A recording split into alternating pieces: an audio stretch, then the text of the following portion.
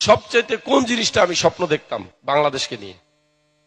আমি বলেছিলাম, কিন্তু অনেক জায়গায় বলেছিলাম যে আমি সেই দিনের অপেক্ষায় আছি যেদিন বাংলাদেশে আমি কোন একটা রেস্টুরেন্টে খাওয়া দাওয়া করার পরে আমার মোবাইল ফোনটা ফেলে রেখে যাব ভুলে।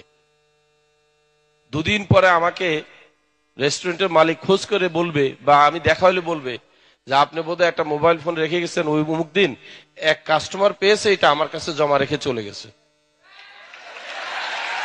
কারণ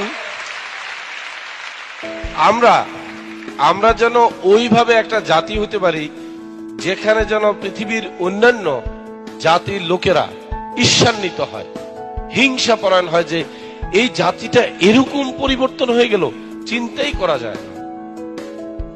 আমরা সেই দিনের অপেক্ষায় সবাই থাকব, বেশি দিন নয়, খুব কাছে। আমরা এটাকে প্রমাণ করতে চাই, জীবদ্দশায় দেখে যেতে চাই যে এই জাতিকে নিয়ে প্রশংসা করার জন্য সারা পৃথিবীর মানুষ সেলিব্রেট করার জন্য পয়সা খরচ করে ট্যুরিজম নয়, দেখার জন্য এই দেশে আসছে।